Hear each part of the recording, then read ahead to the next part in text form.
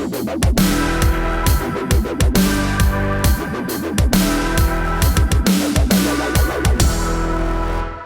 a British family on welfare was offered a 5-bedroom house, basically on the government dime, for them to feed and house their gigantic family of 10 people in, and they turned it down.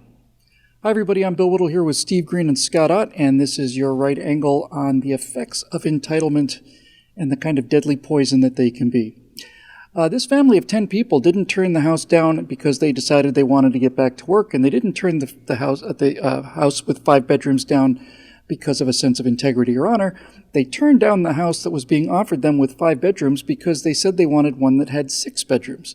They felt that 5 bedrooms was not sufficient for the kind of standard of living that they had, and therefore the taxpayers in Britain had to pony up for something a little bit nicer. They did all of this decision-making while they were staying in a hotel room at about $200 a night and ran up a bill of about $50,000. Now, I don't particularly want to talk today about welfare abuse because we hear these kind of stories all the time. I want to talk about the idea that the entire progressive idea of welfare is, in fact, absolutely backwards and that there's nothing but evidence to prove it. Scott, let's start with you. The whole idea of public assistance, forget what you want to call it, it's a dole in Britain or it's welfare here, whatever. The whole idea of public assistance initially was to be a sort of an emergency safety net to catch people who were simply down and out. They either were fired, they didn't have money, they didn't have any place to live, single mothers, all the opprobrium that was attached to them in the last century, trying to find a way to make a living. And the idea of giving money to people to help them get back on their feet has been around for quite a long time. But that's not what we're seeing.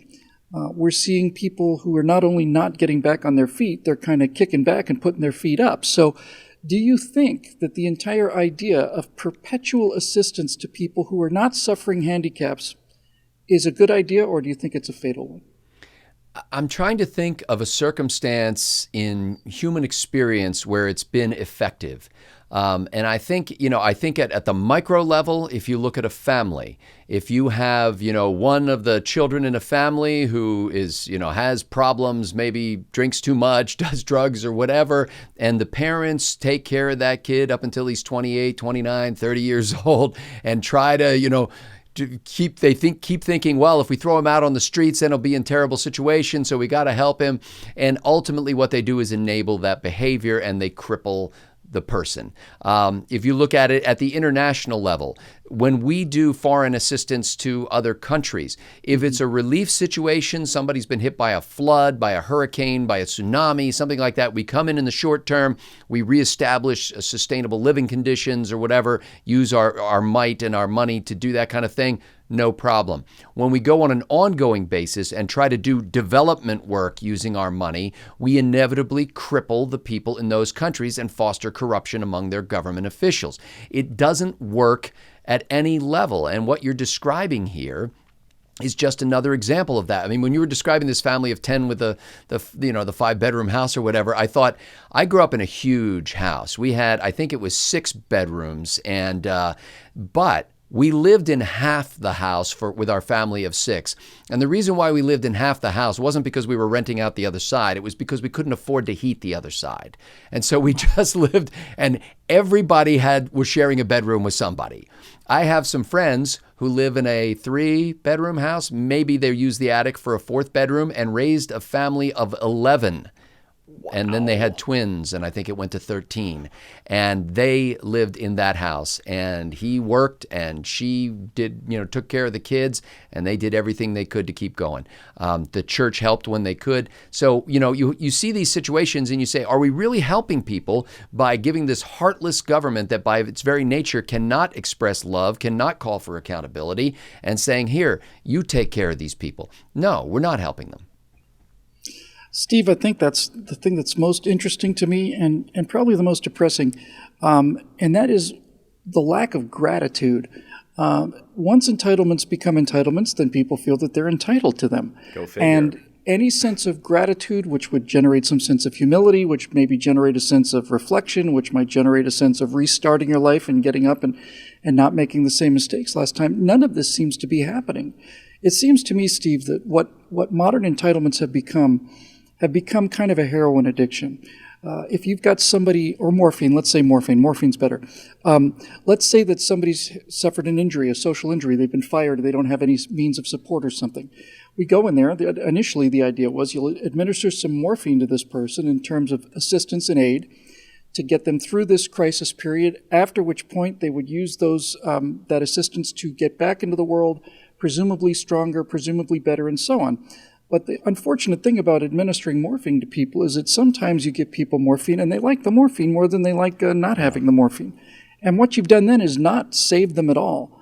You've condemned them to a life of addiction and slavery. You've essentially put them into an opium den from which there is no escape. And I can't help looking at the entitlement culture both in Britain here and elsewhere in the West as being a form of opiates that we have decided to give to people, whether through good intentions or bad, that has crippled entire generations of people from ever having any sense of achievement, any sense of their own destiny, nothing like that. You said that so well, Bill. I really don't want to add to it. So instead, let me come at it from a different angle, maybe 180 degrees, because when we were talking about this yesterday, it made me think of one of my favorite C.S. Lewis quotes, and I printed this out to make sure I wouldn't mess it up, because I wouldn't want to do that to this thing. He wrote, "Of all tyrannies, a tyranny sincerely exercised for the good of its victims may be the most oppressive. It would be better to live under robber barons than under omnipotent moral busybodies. The robber baron's cruelty may sometimes sleep. His cupidity may at some point be satiated. But those who torment us for our own good will torment us without end, for they do so with the approval of their own conscience." Yeah. That summed it up perfectly. But what we've done here, we've had them hooked on the morphine for so long that imagine you're wealthy and you write a check for $250,000 to the American Heart Association.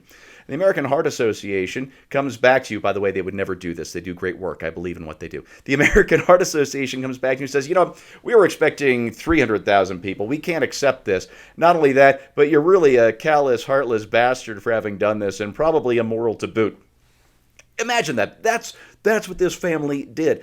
They are already on the dole to, what did you say, $40,000 or $50,000 they've run up at this hotel, and now they're demanding more than what is being offered on top of that, a 5-bedroom house. And in Britain, that is unimaginable riches. You go to Britain, you see the tiny places that most people live in. This is unimaginable to all average middle class Britain. So we've reached a point where it's not the tyranny of those who mean to do well. It's the tyranny of those who are on the receiving end, who have been so entitled for so long that they feel they are justified in demanding ever more, and that you are the SOB if you don't comply. And if we can, instead of calling that the tyranny of the well-meaning, maybe we should just call it what it really is: the dictatorship of the proletariat.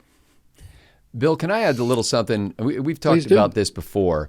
I was thinking as Steve was talking, how many generations after a depression does it take before we lose the sense of community, before we lose the sense of how a human can live if necessary, About one. Yeah, exactly. And it reminded me that even Franklin Roosevelt, who the left looks to as the godfather of entitlement programs, Roosevelt himself did not want to put anybody on the dole. He wanted to provide jobs for people. That's why they created the Works Progress Administration. That's why they created the CCCC, however many Cs there were, the Civilian Conservation Corps. That's why he did those things, get people building dams and roads and parks and things like that, because he wanted the guy who was getting that money that was coming in a government check to be able to sit down at the dinner table at the end of the day and look his family in the eye and say, your father had a hard day at work. Yeah. That's exactly right. The difference. I think we can find a potential answer to this problem going forward by looking at people who have often been considered to be rather brutal in terms of heartlessness, and that's the Victorians in Great Britain in, let's say, the middle of the 1800s. There was never a society on the earth that I'm aware of that had that kind of civilizational pride and that kind of just raw energy, just raw vigor. And they had a very interesting way of dealing with this kind of thing. They would talk about the difference between the deserving poor and the undeserving poor, and they were crystal clear about this, and these were lines that would not be crossed. If you were a woman who had a child and you ran away from your husband or whatever, they would say that's a decision you have made and you're not getting any help from us. On the other hand, if that very same woman and the same child, or 5 children or 10 children, was widowed because her husband was killed in battle for the British Empire, she became a member of the deserving poor. And private charities helped her with no stigma whatsoever. It was clearly understood that this woman was victimized by forces beyond her control. It wasn't that she was making a series of bad decisions. And they simply understood this distinction really quite well. You have to ask yourself, for this family of 10 people, if they were truly poor and deserving poor, you would think they'd be grateful for a 2-bedroom house or a 1-bedroom house or something like that. When you find people who are saying, no, this isn't good enough, and we've seen here in America cases where people were given widescreen TVs and saying, this is only a 40-inch TV, everybody else has a 50-inch TV, and why do I have to take less?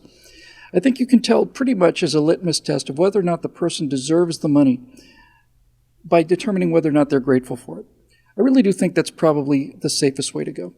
In Victorian England, they took people who were in need and privately, now not through the government, privately through large numbers of charities, interlocking charities, made sure that the people who were in need, who were deserving of need, got the need they needed, and that people who didn't need it didn't get it, because I think they understood the corrosive value of this, not just to the society, but to the individual.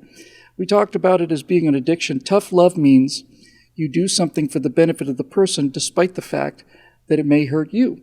And the most moving thing I think I've ever seen was an episode of Cops where a woman called the police on her daughter who was an addict.